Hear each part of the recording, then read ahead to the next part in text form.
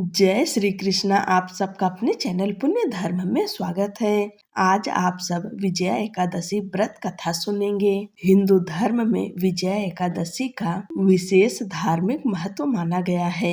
पंचांग के अनुसार यह व्रत प्रत्येक वर्ष फाल्गुन मास के कृष्ण पक्ष की एकादशी तिथि को रखा जाता है। इस वर्ष विजया एकादशी का व्रत 13 फरवरी 2026 दिन शुक्रवार को रखा जाएगा। धार्मिक मान्यताओं के अनुसार विजया एकादशी का व्रत रखने से व्यक्ति को अपने पापों से मुक्ति मिल सकती है और हर क्षेत्र में विजय तथा सफलता की प्राप्ति होने की काफी संभावना होती है। ऐसा कहा जाता है कि श्रद्धा और विधि विधान से इस व्रत का पालन करने पर भगवान विष्णु की विशेष कृपा प्राप्त होती है। आइए आप सब भगवान लक्ष्मी नारायण का ध्यान करते हुए विजया एकादशी व्रत कथा का श्रवण करें। एकादशियों का महात्म्य सुनने में अर्जुन को अपार हर्ष की अनुभूति हो रही थी।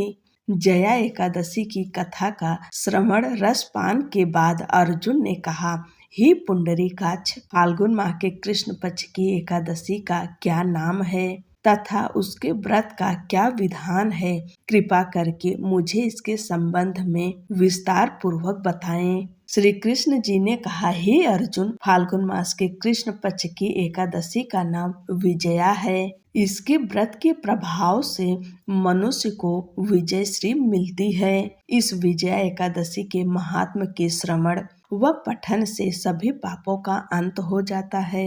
एक बार देवर्षि नारद ने जगत पिता ब्रह्मा जी से कहा कि हे ब्रह्मा जी, आप मुझे फाल्गुन मास के कृष्ण पक्ष की विजया एकादशी का व्रत तथा उसकी विधि बताने की कृपा करें। नारद की बात सुनकर ब्रह्मा जी ने कहा, हे पुत्र, विजया एकादशी का उपवास पूर्व के पाप तथा वर्तमान के पापों को नष्ट करने वाला है। इस एकादशी का विधान मैंने आज तक किसी से नहीं कहा, परंतु तुम्हें बताता हूँ। यह उपवास करने वाले सभी मनुष्यों को विजय प्रदान करती है। अब श्रद्धा पूर्वक कथा का श्रवण करो। श्री राम को जब 14 वर्ष का वनवास मिला, तब वह भ्राता लक्ष्मण तथा माता सीता सहित पंचवटी में निवास करने लगे। उस समय महापापी रावण ने माता सीता का हरण कर लिया। इस दुखद घटना से श्री राम जी तथा लक्ष्मण जी अत्यंत दुखी हुए और सीता जी की खोज में वन वन भटकने लगे। जंगल जंगल घूमते हुए वे मरणासन जटायु के पास जा पहुँचे। जटायु ने उन्हें माता सीता के हरण का पूरा वृत्तांत सुनाया और भगवान श्री राम जी की गोद में प्राण त्याग कर स्वर्ग की तरफ प्रस्थान किया। कुछ आगे चलकर श्री राम व लक्ष्मण की सुग्रीव जी के साथ मित्रता हो गई और वहां उन्होंने बाली का वध किया।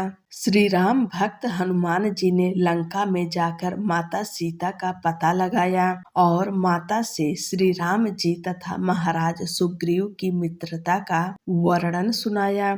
वहां से लौटकर हनुमान जी श्री रामचंद्र जी के पास आए और अशोक वाटिका का सारा वृत्तांत कह सुनाया। सब हाल जानने के बाद श्री रामचंद्र जी ने सुग्रीव की सहमति से वानरों तथा भालुओं की सेना सहित लंका की तरफ प्रस्थान किया।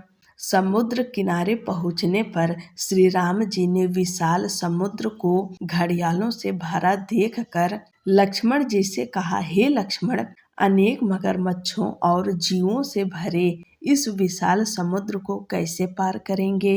प्रभु श्री राम की बात सुनकर लक्ष्मण जी ने कहा, भ्राताश्री, आप पुराण पुरुषोत्तम आदि पुरुष हैं। आपसे कुछ भी विलुप्त नहीं है। यहाँ से आधा योजन दूर कुमारी द्वीप में वक्दालभ्य मुनि का आश्रम है।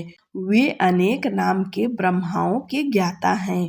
वे ही आपकी विजय की उपाय बता सकते हैं। अपने छोटे भाई लक्ष्मण जी के वचनों को सुन श्री राम जी वक्दालभ्य ऋषि के आश्रम में गए और उन्हें प्रणाम कर एक ओर बैठ गए।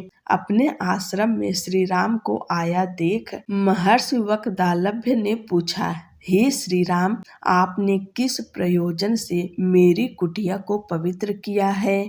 कृपा कर अपना प्रयोजन कहें प्रभु। मुनि के मधुर वचनों को सुन श्री राम जी ने कहा, हे श्रीवर, हे ऋषिवर, मैं सेना सहित यहाँ आया हूँ और राक्षस राज रावण को जीतने की इच्छा से लंका जा रहा हूँ। कृपा कर आप समुद्र को पार करने का कोई उपाय बताएं। आपके पास आने का मेरा यही प्रयोजन है। महर्षि वक्दालभ्य ने कहा, हे राम, मैं आपको एक अति उत्तम व्रत बतलाता हूँ, जिसके करने से आपको विजय श्री अवश्य ही प्राप्त होगी। यह कैसा व्रत है मुनि श्रेष्ठ, जिसे करने से समस्त क्षेत्रों में विजय की प्राप्ति होती है? जिज्ञासु हो श्री राम ने पूछा। इस पर महर्षि वक्दालभ्य ने कहा, हे श्री राम, फाल्गुन माह के कृष्ण पक्ष की विजया एकादशी का उपवास करने से आप अवश्य ही समुद्र को पार कर लेंगे और युद्ध में भी आपकी विजय होगी। हे मर्यादा पुरुषोत्तम, इस उपवास के लिए दशमी के दिन स्वर्ण, चांदी, तांबे या मिट्टी का एक कलश बनाएं। उस कलश को जल से भरकर तथा उस पर पंच पल्लव रख कर उसे वेदिका पर स्थापित करें। उस कलश के नीचे सतनजा अर्थात मिले हुए 7 अनाज और ऊपर जौ रखें। उस पर विष्णु की स्वर्ण की प्रतिमा स्थापित करें। एकादशी के दिन स्नानादि से निवृत्त होकर धूप, दीप, नैवेद्य, नारियल आदि से भगवान श्री हरि का पूजन करें। वह सारा दिन भक्ति पूर्वक कलश के सामने व्यतीत करें और रात को भी उसी तरह बैठकर